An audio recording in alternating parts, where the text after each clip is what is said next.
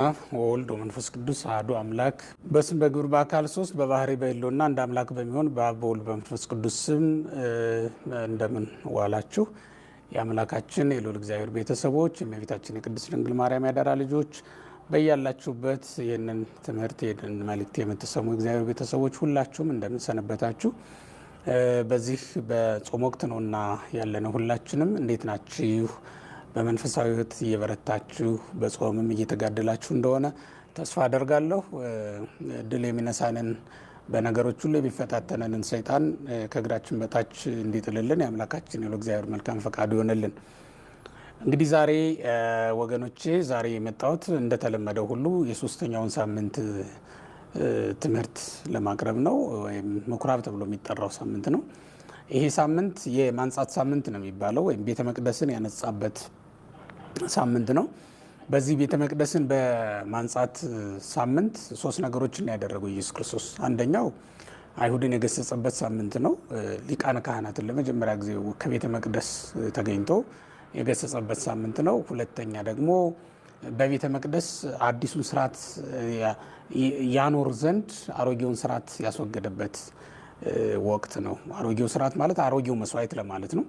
ይህ በዮሐንስ ወንጌል ምዕራፍ 2 ከቁጥር 13 ጀምሮ ስንመለከት ለመስዋዕት የሚሆኑ ነገሮችን ነው እንዲወጡ ያደረገው በዚያ በቤተ መቅደስ ተገኝቶና፣ በእርግጥ መባውንም እንዲወጡ አድርጓል። ከዚህ በኋላ መባችሁ መስዋዕታችሁ ሌላ ነው ለማለት አሮጌውን መስዋዕት እንዳስወገደ እንመለከታለን። ሶስተኛው ደግሞ በቤተ መቅደስ የሚገኙ ሁሉ እንዴት ማገልገል እንዳለባቸውና ምን አይነት አገልግሎት በቤተ መቅደስ መሰጠት እንዳለበት ትምህርት የሰጠበት ወቅት ነው። እነዚህ ሶስቱን ነገሮች ነው እንግዲህ ዛሬ የምንመለከተው ማለት ነው። ለምንድን ነው ጌታ ወደ ቤተ መቅደስ ገብቶ ወደ ቤተ መቅደስ በገባ ጊዜ ምን ሲያደርጉ አገኛቸው ነው የሚለው? የንግድ ቦታ አድርገውት አገኛቸው ይላል። በቤተ መቅደስ ሶስት ነገሮች ሲሸጡ አግኝተዋል። ርግቦች፣ በጎች እና በሬዎች ሲሸጡ እንዳገኘ ዮሐንስ ወንጌላዊ ጽፎልናል። እንዲሁም ደግሞ ወርቁን ለብር ብሩን ለወርቅ ወይም ወርቁን ነጩን ወርቅ በቀይ ወርቅ ቀዩን ወርቅ በነጭ ወርቅ ይለዋውጡ የነበሩ ለዋዋጮችም አጋጥመውታል። ይሄ ማለት ምንድን ነው? መባውም ነበረ፣ መስዋዕቱም ነበረ። እንግዲህ እንደምታውቁት በሬው፣ በጉ እና ርግቡ እዛ መጽሐፍ ቅዱስ ላይ የተጠቀሰውን ብቻ ለማለት ነው። ይሄ መስዋዕት ነው የነበረው። በኦሪት ዘሌዋውያን ምዕራፍ 1 ላይ ስንመለከት እንደምናነበው የሚቃጠል መስዋዕት ወይም የደህንነት መስዋዕት ተብሎ የሚቀርቡ እነዚህ ነገሮች ነበሩ በስም የተጠቀሱት። እነዚህም በቤተ መቅደስ ስላየ ነው ኢየሱስ ክርስቶስ ወደ መቅደስ የገባው። ከዚህ በፊት ገብቶ አያውቅም ነበሩ ኢየሱስ ክርስቶስ ከተባለ ኢየሱስ ክርስቶስ ማስተማር የጀመረው መጀመሪያም በመቅደስ ነው። መጠየቅም በሊቃውንቱ መካከል ተገኝቶ ይጠይቅ የነበረው መጀመሪያም በቤተ መቅደስ ነው። ያን ጊዜ ያላያቸውም ነበሩ ከተባለ ጊዜው እስኪደርስ ዝም ብሏል። እግዚአብሔር ጊዜው እስኪደርስ ዝም እንደሚል ታውቃላችሁ።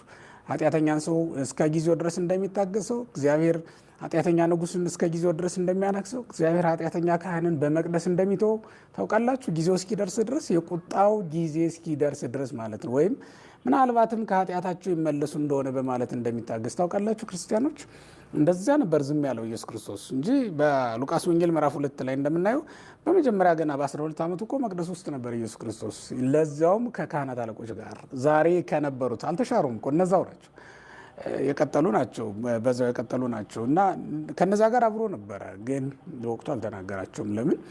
ጊዜው እስኪደርስ ድረስ ነው። እየታገሰን እስከ ጊዜው እንደሆነ ታውቃላችሁ። እየሰረቅን የታገሰን እስከ ጊዜው እንደሆነ ታውቃላችሁ። እያመነዘር የታገሰን እስከ ጊዜው እንደሆነ ታውቃላችሁ። በመቅደሱ ውስጥ የማይገባ ነገር እየፈጸም እስከ ጊዜው እኮ ነው እንጂ እግዚአብሔር ጊዜ አለ እንጂ አሁን እውነት ለመናገር ታቦቱ እግር ስር ቁጭ ብለን አድማ እየሰራን ዝም የሚለን ይመስላችኋል? በዘር በቋንቋ የማይመደበውን የክርስቶስን ስጋና ደም ከአንድ ማዕድ እየተካፈልን በዘር በቋንቋ ተካፍለን እንዲህ እየተቋሰልን ዝም የሚለን ይመስላችኋል? እስከ ጊዜው ድረስ ግን ይታገሳል እግዚአብሔር። እስከ ጊዜው ድረስ ይታገሰናል እግዚአብሔር እንጂ እውነት ለመናገር አሁን በልባችን ያዘልነውን ጣዖታችንን አቁመን እስክንሰግድለት ድረስ አሁን እየሰገድንለት ነው። በእርግጥ እስራኤል ከግብፅ ሲወጡ ጣዖት አዝለው ነው የወጡ በልባቸው። ግን ምንድን ነው የተደረገው? ታቦቱን ይዞ ሙሴ ከተራራው ሲወርድ በልባቸው የተሸከሙትን ጣዖት አውጥተው ሲሰግዱለት ነው ያገኛቸው። ሌላ ነገር አዲስ ነገር አይደለም። መጀመሪያም በልባቸው የነበረ ነው። አሁን በልባችን የነበረውን ጣዖት አውጥተን ይህን የዘረኝነት ጣዖት፣ ይህን የቋንቋ ጣዖት ሰገድንለት። ይህን የሹመት ፍቅራችንን ይህን የገንዘብ ፍቅራችንን እሱን እንደ ጣዖት አቁመን እየሰገድ በደንብ ነው የተንበረከክ ነው። እውነት ለመናገር አሁን ለገንዘብ ያልተንበረከካል፣ አሁን ለሹመት ያልተንበረከካል፣ አሁን ቋንቋው ነገዱ ጣዖት ሆኖ ያላሰገደዋል። ለዚህ ሁሉ እየሰገድ ዝም አለ እግዚአብሔር። ለምን? እስከ ጊዜው ድረስ ነው። እግዚአብሔር ጊዜ ስላለው የሚቆጣበት ጊዜ አለው። ሰዎችን የሚሾምበት የሚሾልምበትም ጊዜ አለው። ሰዎችን ደግሞ የሚያጠፋበትም ደግሞ ጊዜ አለው። ለዚያ ነው ዝም የሚለው እንጂ አሁን እውነት ለመናገር እንደ ናዳብ እንደ አብዩድ በአንድ ቀን ቢፈርድ ኖሮ እግዚአብሔር ናዳብ አብዩድን በኦሪት ዘሌዋውያን ምዕራፍ 10 ላይ እንደምናነበው አንድ ቀን እሳት ስላጠፉ አይደል እንደ የመሰዊያውን እሳት ስላጠፉ አይደል በአንድ ቀን የሚቀስፍ መልአክ የተላከባቸው። እኛ በእውነቱ ስንት እሳት ነው ያጠፋ ነው? ያላጠፋ ነው ነገር አለ? የፍቅር እሳትን አጠፍተነዋል። የአገልግሎቱን እሳት አዳፍነነዋል። ይሄ የአባቶቻችን ያያያዙትን የፍቅር እሳት ድራሹን እኮ ነው ያጠፋ ነው። አሁን ያላጠፋ ነው። በአንድ ቀን የሚፈርድ ቢሆን ኖሮ እግዚአብሔር ቢፈርድ ኖሮ ባይታገስ ኖሮ ማን ነበር በመቅደስ ገብቶ የሚያገለግለን ዛሬ? ይሄ ከባድ ነው። ይህን ማሰብ ይከብዳል። እና እንዲህ እስኪሆን ድረስ እግዚአብሔር ዝም ብሎ ነው። ያን ጊዜም ዝም አለ። በኋላ ግን ጊዜው ሲደርስ ለዋወጠው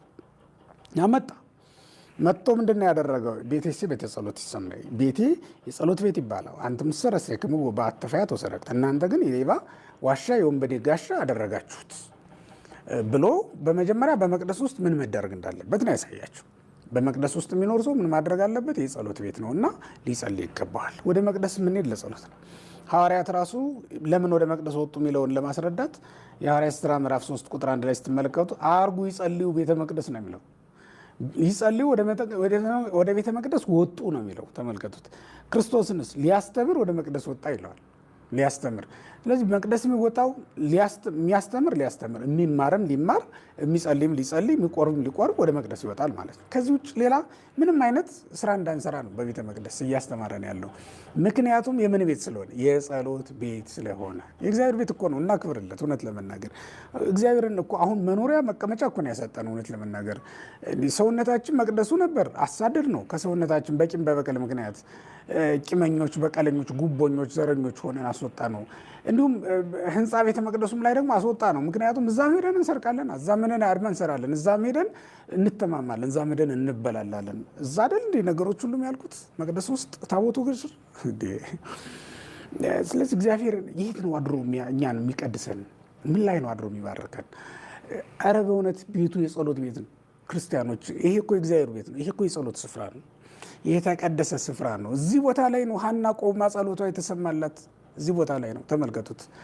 እዚህ ቦታ ላይ ነው አባቶቻችን መስዋዕት አቅርበው መስዋዕታቸውን ከሰማይ የወረደ እሳት የበላላቸው እንደነ ኤልያስ ያሉ ቅዱሳን የተባረኩበት ቦታ ነው። ስለዚህ እንደነዚያ ልንባረክ ነው የምንመጣው። እዚህ ቦታ ላይ ነው የአቀራጭ ሰው መጥቶ አቀርቅሮ በጸለየው ጸሎት ተፈውሶ ሄዱ። ጸድቆ የተመለሰው እዚህ ቦታ ላይ ነው። ጸድቀን የምንመለስበት ስፍራ ነው መሆን ያለበት። እሱን በመጀመሪያ ያሳየ ማለት ነው። መቅደስ ስትገቡ እንዲሁኑ ለማለት ጸልዩ ለማለት ጸሎት አስተምሮናል። የትን ጸልዩ? ቤተ መቅደስ። ስለዚህ ቤተ መቅደስ የጸሎት ስፍራ ነው የሚለውን ቤተ መቅደስ እኮ የሰማይ ደጅ ናት። ያዕቆብ ሲናገር አልሰማችሁትም? በኦሪት ዘፍጥረት ምዕራፍ 28 ቁጥር 10 ጀምሮ በተቀመጠው ራእይ ላይ መሰላሉ ቆሞ ያየበትን ስፍራ እኮ ይሄ ስፍራ እንዴት ያስፈራ፣ በዚህ ቦታ ላይ የእግዚአብሔር ቤት ይሰራል ብሎ ዘይታነጽ ቤተ እግዚአብሔር፣ ከዚህ ቦታ ላይ የእግዚአብሔር ቤት ይሰራል ብሎ ትንቢት ተናግረው እኮ ነው ሄዶ። ልብ ብሎ ክርስቲያኖች እና እግዚአብሔር ትንቢት ያናገርበትን ቦታ እግዚአብሔር የተቀመጠበት መሰላል ተዘርግቶ የታየበት ይሄ መሰላል እኮ መስቀል ነው ክርስቲያኖች። ይሄ መሰላል እኮ ቅዱስ ቁርባን ነው። ይሄ መሰላል እኮ ነፍሳችን ወደ ሰማይ የምትወጣበት ቅዱስ ወንጌል እኮ ነው። የምትማሩት ወንጌል እኮ ነው ክርስቲያኖች። ሰዋስወ ነፍስ የተተከለበት ቦታ ላይ ይሄ ቦታ አይቀልድበትም። ለዚህ ነው ክርስቶስ በመጀመሪያ የጸሎት ቤት ይባላል ብሎ ነገረን፣ ስርዓቱን አሳየን ማለት ነው። ሁለተኛ መስዋዕቱን ነው የለዋወጠው። ቅድም እንደነገርኳችሁ ላሙ፣ በጉ፣ ጊደሩ፣ ይሄ ርግቡ፣ ዋኖሱ መስዋዕት ነው የነበረው። የለወጣቸውን ደግሞ ያስወጣቸውን ነገሮች ሶስቱ ናቸው መጽሐፍ ቅዱስ የጠቀሳቸው፣ በሬ፣ በግ እና ርግብ ነበሩ እንዲወጡ ያደረጋቸው። ለምን? የእነዚህ የመስዋዕትነት ዘመን አለፈ ሲል እኮ ነው። አለፈ። አሁን ደግሞ ሌላ ምድራዊ ስጋ አርደን እኮ በእግዚአብሔር ፊት የምናቀርብበት ዘመን ለጊዜያዊ እርቅ ነበር እንጂ ለፍጹም እርቅ አልነበረም። እና እነዚያ ለእኛ ቤዛ ሊሆኑ የሚችሉ ነገሮች አልነበሩም። አበቃ ሲል ነው። እውነት ለመናገር በስጋ የምንኖረው እስከ መቼ ድረስ ነው? በመንፈስ እንድንኖር ነው ክርስቶስ። ከዚህ በኋላ በመንፈስ የሚቀርብ አዲስ መስዋዕት ነው የሚቀርብልን። እሱም መለኮት የተዋህደው የክርስቶስ ስጋና ደም ነው የሚቀርብልን። እሱ ነው በመንፈስ የሆነ መስዋዕት፣ በመንፈስ ሆነን የምናቀርበው መስዋዕት ነው። በመንፈስ እንመላለስ። ከዚህ በኋላ በመንፈስ የምንመላለስበት ዘመን እንደሆነ ለማሳየት ነው። እነዚህን ስጋዊ ነገሮችን በሙሉ ያስወጣው እኮ እዚህ ውስጥ ስትመጡ መንፈሳዊ ነገር ብቻ አስቡ ለማለት ነው። ክርስቲያኖች እዛ ውስጥ ስንገባ ይሆንልናል? በእውነት መንፈሳዊ ነገር ብቻ ማሰብ ተችሎናል? ተገብቶናል? በእውነት መንፈሳዊ ነገር አቅም አግኝታችኋል? ክርስቲያኖች መንፈሳዊ ነገር ብቻ ለማሰብ መቅደስ ውስጥ ስትቆሙ፣ መንፈሳዊ ጸሎት ብቻ ለመጸለይ አቅም አግኝታችኋል? እግዚአብሔር ቤተሰቦች፣ መንፈሳዊ ጸሎት ማለት እኮ ወገኖች እንደ ሐና እንደጸለየችው አይደለ። የሐና ጸሎት ስጋዊ ጸሎት ነው የሚባለው። ለምን? የሐና ጸሎት ልጅ ስጠኝ ተብሎ የቀረበ ጸሎት ስለነበረ ነው። በመጽሐፈ ሳሙኤል ቀዳማዊ ምዕራፍ 1 ላይ እንደምንመለከተው ያስለቀሳት ስጋዊ ጉዳይ ነው። የአብርሃምም ጸሎት ስጋዊ ነው። ልብ በሉ ክርስቲያኖች፣ ምድራዊ ርስት እንዲሰጠው ዘር እንዲሰጠው ነበር ጸሎቱ። ዘር እሰጣለሁ ብለህ ነበር፣ የት አለ? በቃ እሱ ነበር የአብርሃም ጭንቀቱ። ኦሪት ዘፍጥረት ምዕራፍ 15ን ተመልከቱት። በቃ ጋሻህ ነኝ አልከኝ፣ ቃል ኪዳን ሰጠኝ፣ ግን የት አለ ልጄ? በቃ ምክንያቱም ባሪያ ሊወርሰኝ ነው። በቃ ይህ ነበር የአብርሃም ጭንቀቱ የነበረውና ይሄ ስጋዊ ጸሎት ይባላል።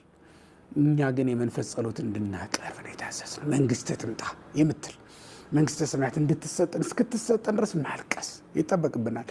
ሌላውንማ እግዚአብሔር የሚሰጠን ስለሆነ ነው። እግዚአብሔር አስቀድማችሁ ጽድቁ መንግስቱን ተመኙ አይደል ያለው?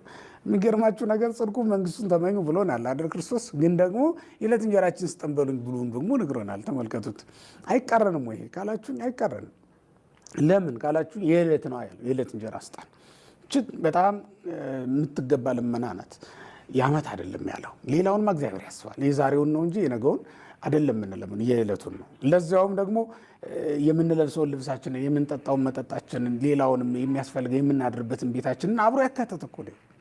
በጣም በትንሹ ነገር የዕለት ምግባችንን ስጠን ብለን ቀለል አድርገን ምድራዊውን ነገር በትንሹ እንድንለምን ነው። መንግስተ ሰማያትን ግን ትምጣልን እያል በሰፊው ነው የምንለምነው። ያንተ ናትና ይቺ መንግስት ያንተ ናትና ስጠን እያል እንድንለምነው ነግሮናል ማለት ነው። እና እዛ መቅደስ ውስጥ ስንገባ የእግዚአብሔር ቤተሰቦች መንፈሳዊ ነገር እንድናስብ ነው እያስተማረን ያለው ማለት ነው። አለበለዚያማ ለምን አስወጣባቸው? አሁን ስታስቡት ለምን አስወጣባቸው? ለምንድን ነው ያባረርባቸው? መቀመጫቸው ስንት የገለባበጠባቸው ለምንድን ነው ከተባለ ለቤተ መቅደሱም ሌላ ሹም ሾሞለታል። አሁን ገበያ መፍታት እዚህ ላይ እውነት ለመናገር የአምላክነቱንም የሰውነቱንም ስራ ሰርቷል ኢየሱስ ክርስቶስ። እንደ ሰውነቱ ታይቷል፣ እንደ አምላክነቱ ደግሞ በስልጣኑ ይህን ሁሉ ነገር አድርጓል። እንደ አምላክነቱ በስልጣን ቤቴ ነው ያለው፣ የጸሎት ቤት ይባላል ወይም የአባቴ ቤት ቢልም ሁለቱም ይሰዳል። ማቴዎስ ምዕራፍ 21 ላይ እና ማርቆስ የዮሐንስ ወንጌል ምዕራፍ 2 ላይ ነው የምናገኛቸው እነዚህን ታሪኮች። ቤቴ ወይም የአባቴ ቤት የሚል ነው የምታገኙት። እና ቤቴ በማለቱ በዮሴፍ ቤት እኮ ነው ያደገው እሱ። የተወለደው ደግሞ በከብቶች በረት ነው። ቤቴ ይል ዘንድ በምን ተገባው ካላችሁን በመለኮታዊ ስልጣኑ ይህን ተናግሮታል። ክርስቲያኖች በመለኮታዊ ቃል ይህን ተናግሮታል ማለት ነው። በዚህ መንገድ መቅደሱን ያነጻበት ሳምንት ነው ይህ ቃል። የአይሁድንም ገበያቸውን፣ ድርድራቸውን የፈታበት ሳምንት ነው። እንዲህ ሳይፈታ የሚቀር ይመስላችኋል? እንዲህ የደረደርነው ነገር ሁሉ፣ እንዲህ የካብነው ካብ ሁሉ እንዲህ ሳይፈታ የሚቀር ይመስላችኋል? እንዲህ ያጠርነው አጥር ሳይፈታ የሚቀር ይመስላችኋል? እንዲህ በሴራ የደረደርናት እንደቆመች የምትቀር ይመስላችኋል? እግዚአብሔር በፈረደ ቀን፣ እግዚአብሔር በተናገረ ቀን የማትናድ ይመስላችኋል? እንዲህ የካብናት አሁን አስመስለን ቀባብተን ስለሰራናት ሰው ስለማያውቃት ይች የሰራናት ሴራ በጠቅላላ በሕዝቡ ዘንድ ተቀባይነት አግኝታለች፣ ጸድቃለች። ጽድቅ አስመስለናታል። አይሁድ እኮ ጽድቅ አስመስለው ነው ያስገቡት። ምክንያቱም በወቅቱ ምን ይደረግ ነበር መሰላችሁ? እየነዳ ይመጣል ከሩቅ ሀገር ለመስዋዕት የሚሆነውን በሬ ማለት ነው። ምክንያቱም ማንኛውም እስራኤላዊ በየትኛውም ሀገር የሚኖረው ለመስዋዕት የሚሆነውን ከላሙ የመጀመሪያውን ውላጅ ለእግዚአብሔር ማምጣት ስለነበረበት እየነዳ ከሩቅ ሳምንትም 2 ሳምንትም 1 ወርም 1 ዓመትም ፈጅቶበት ይደርሳል። መቅደሱ ዘንድ ሲደርስ ደክሞ ይደርሳል። በመንገድ ምክንያት ርቦት ደክሞ ጠውልጎ ይመጣል። ይህን እንዴት መስዋዕት አድርገህ ታቀርበዋለህ ይሄማ ለእግዚአብሔር እኮ ሊቀርብ የሚገባው መስዋዕት አይደለም ይሉትና ያስፈራሩታል ማለት ነው። ታዲያ ምን ይሻላል ሲላቸው እኛ ዘንድ በሁለት አንድ መለወጥ ትችላለህ፣ እኛ ዘንድ የሰቡ ለእግዚአብሔር የሚገቡ መስዋዕቶች አሉ እና በሁለት አንድ ለውጠህ ማቅረብ ትችላለህ ይሉታል። በሁለት ደካማ አንድ ብርቱ በሬ ይለውጥና ያቀርባል ማለት ነው። እነዚያ አተረፉ ማለት አይደል? እንዲህ እያደረጉ ነው ቤተ መቅደሱን በከብት የሞሉት፣ በእንስሳ ሞሉት።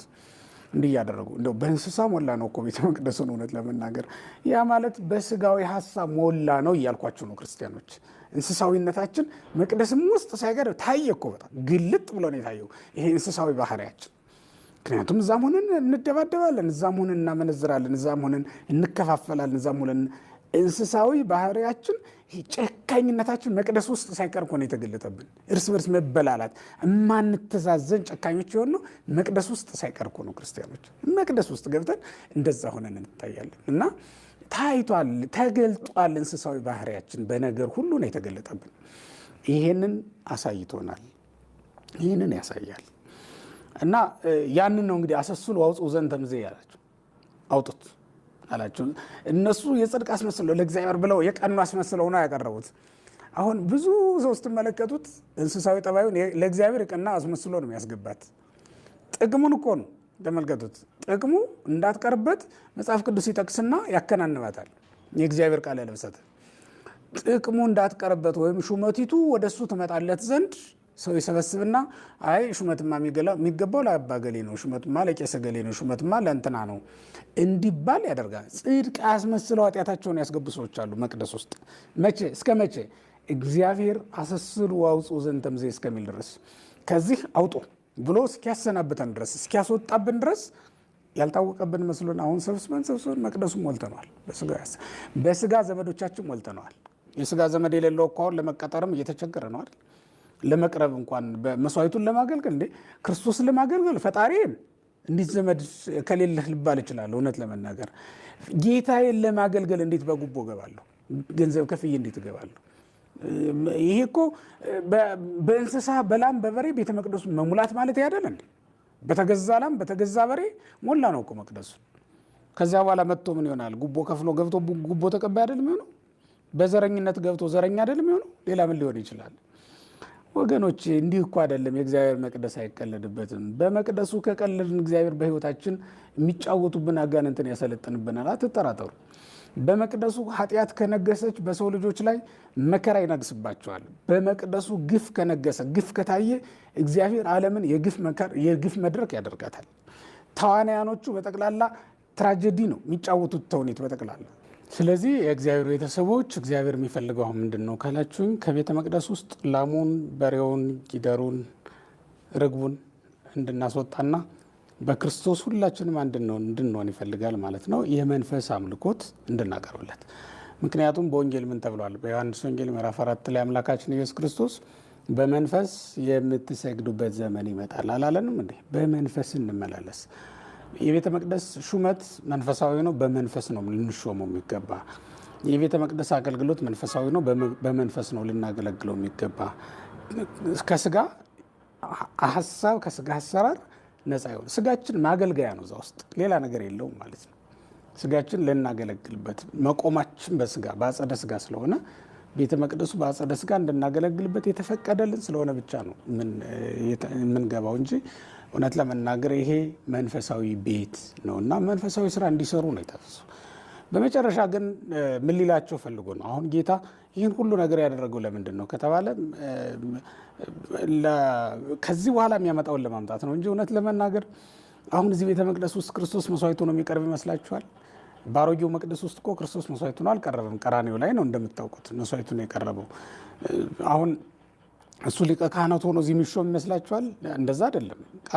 የእሱ ሊቀ ካህናትነት የተገለጠው በቀራኔው ላይ ነው፣ መስቀል ላይ ያየ ነው የተገለጠው እና እዚህ ላይ አይደለም። በጎች ላሞች በታረዱበት በተሰዉበት ቦታ ላይ አይደለም፣ እዚህ ቦታ ላይ አይደለም የቆሙ። ግን ለምንድን ነው ታዲያ እንደዛ ከሆነ ለምን አልተዋቸውም? ንቆ ለምን አልተውም?